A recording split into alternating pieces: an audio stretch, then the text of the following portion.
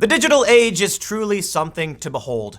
We're kind of in the Wild West, or I should say the Wild West was maybe 10 years ago. Things have improved in terms of cybersecurity, but it's still crazy because it's very, very easy to hack someone's social media account. The story we have here from the Daily Mail: Donald Trump mocks Sadiq Khan after Metropolitan Police Twitter hack.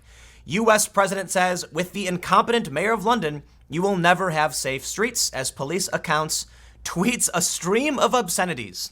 Now, here's the crazy thing.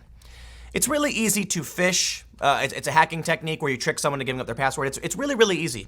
Security for these systems is actually kind of, well, I don't want to blame Twitter for this. Security in general is very, very difficult with online systems because there's a multitude of ways to attack a system. Will we get to a point where you can be guaranteed your accounts will be safe? Honestly, I don't know. But for now, it's the Wild, Wild West. So let's take a look. This is actually, I find it actually quite funny. Let me just jump right to the tweets that were being put out. They tweeted, no comment, get my lawyer. No comment, F the police, RT free. I'm not going to read this. What you gonna do, phone the police? Very funny. So it's actually, we can read about Trump slamming Sadiq Khan and the criticisms there. But I want to just stress, I feel nothing but, pity, sympathy for Metro Police because people get hacked all the time.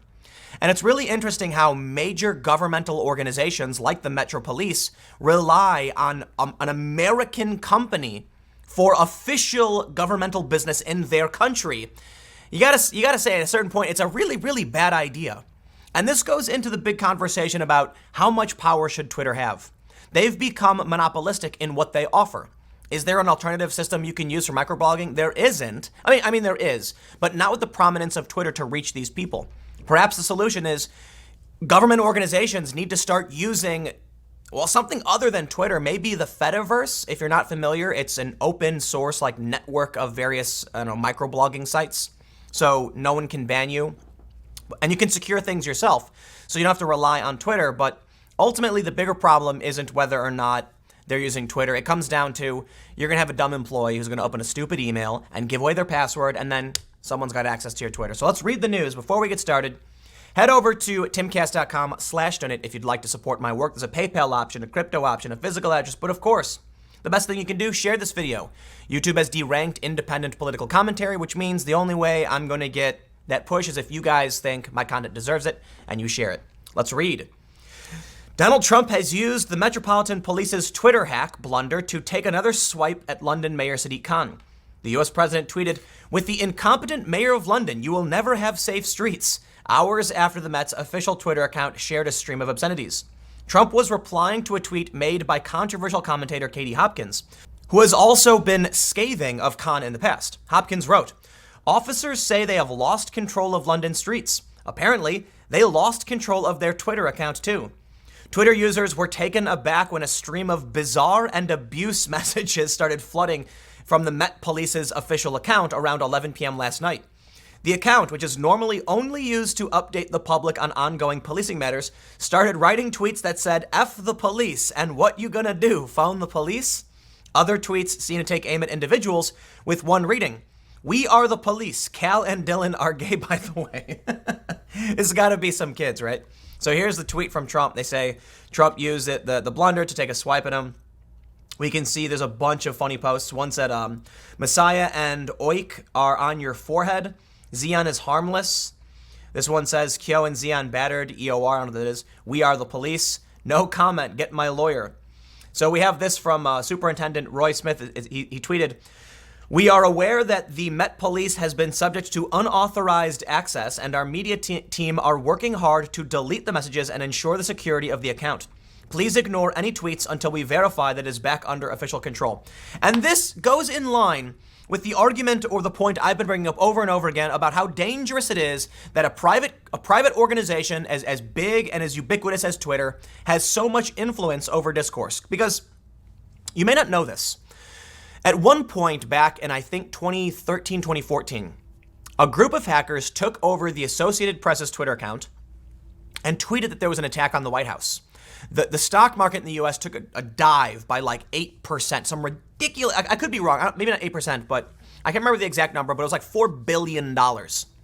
And then after it was revealed it was a hack and not a real post, the stock market recovered around like 90%. So there was still a loss. But here's the important point.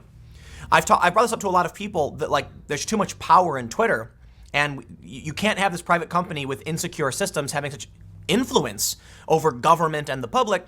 But they always go, oh, but the stock market recovered from this. It's no big deal. And I point out that dip was a massive change in ownership of wealth. The people who immediately sold in panic saw that stock bought up by someone else. Sure, the stock market recovered, but different people have money now. That is a massive exploit. And for all we know, it was disguised as a political act in an effort to get people to, it was a heist. For all we know. Perhaps it wasn't. But what are you going to do? You can't reverse the trade. People made the choice based off this information. So what then happens when the Met Police in the UK have this problem, and it's going to negatively impact like the public in the UK, but Twitter's based in San Francisco? What do you do? So look, I think people are insane for letting these companies get away with what they do outside of the censorship conversation. You've got to recognize it's a massive problem when insecure private systems have this much power over the public discourse. Let's read on. Some tweets targeted ongoing policing matters and called for the release of 18-year-old drill rap artist Digga D, who is currently in jail. They say his real name is Reese Herbert. He is part of the 1011 drill music group from Ladbroke Grove in West London. They then go on to explain who this group is. I'm not sure. They said he had millions of views on YouTube with tracks in the genre links to a rise in violent crime. They say last year, 5 members of the gang, I don't think this is relevant to the story at all. Let's read on. They had got, why are they telling me now about this rapper? I don't care. Let's read about the hack. Attackers also managed to hack the Metropolitan Police's website as they were able to send test press releases. One titled Free Digga D said, "We aim to make London the sagest global city, be the best crime fighters by any measure, earn the trust and confidence of every community, take pride in the quality of our service so people love, respect, and are proud of London's Met." I just want to stress, these hackers did the Met a favor. The Met Police, they did them a favor. Because could you imagine if they actually put out a press release that said something that seemed real? Maybe something about Sadiq Khan being sick? That could damage the economy? That could send people into a panic? That could get people on the streets hurt? By doing this nonsense and this overt hack, it effectively helped them in the long run. They go on to say the post also linked to press releases regarding the rapper and an apparently missing child. Several other messages included abusive content. The Metropolitan Police confirmed they had been hacked, although were unable to confirm the extent of the hack. I'll tell you exactly what happened. The Met is a huge organization. They probably have a handful of people who run IT, and someone got a stupid email that said, you must click here to update your password or something, and they did, and that's called phishing. There's a really clever thing called spear phishing, for those that aren't familiar, and this is where you can actually spoof an email address. So this is where it gets crazy. You will receive an email from what looks like, say, google.com, and you'll be like, okay, that's Google, it must be real. That's called spear phishing. It's a little bit more complicated than that, but phishing is like, that. There was a really amazing hack that took place at Vice years ago where they did a phishing attack followed by a spear phishing, followed by a phishing, followed by a spear phishing. And the goal was, when they phished Vice the first time, they made it really obvious. And then everyone said, hey, don't fall for this. Oh, no, I'm sorry. The first time it was a spear phishing attack. And I immediately reported it. And then people were like, oh, hey, heads up, we're being phished. Don't click links in any emails.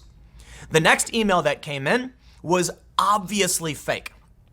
And at this point, everyone already knew that we were under attack and someone was trying to break into our servers. But this is where it got truly incredible. I was impressed. I was clapping for these hackers. First, they had a pretty good spearfish that we were able, like many people fell victim to, but they immediately wiped everything out, changed everyone's passwords, and secured the system. The second fish was so bad, I laughed. I was like, it's so awful. No one's gonna fall for this. But I actually fell for the trick, though I didn't get hacked. What happened was, the bad phishing attempt was part one of a more sophisticated attack, where following the bad phishing, they sent a really excellent, perfect attack that mimicked the actual head of IT, the CTO, saying, guys, I told you not to click links. You all saw that email that went out that was fake. You guys need to go in and reset your passwords. Please, once again, do not fall for these attacks. That was the actual hack. It was brilliant. It was absolutely brilliant. When I saw that, I was like, no, that is, oh my God. Think about it. When we tell people, do not click links in your email no matter what, we mean no matter what. But sending an obvious phish is the perfect con, because people immediately saw that and said, uh-oh, they're attacking us again. They made sure it was obvious so stupid people would see it and realize they were under attack. The next attack was brilliant. The CTO himself saying, guys, I told you not to fall for this. And everyone went, haha, somebody fell for it. And then they clicked the link to reset their passwords, and that was the actual hack. Person got in, started deleting stuff. It was actually pretty hilarious. But this is more serious. This is the Metropolitan Police. It's gonna have a serious impact. So they say Scotland Yard's Twitter feed has more than 1.2 million followers who are bombarded with a series of increasingly bizarre messages. It is believed the cybercriminals got access to the Met's My Newsdesk application, which automatically pushes messages out across email and their Twitter feeds. Superintendent Media tweeted that they're working to delete it, but that's basically the story. And then you get Trump ragging on him, which is kind of funny.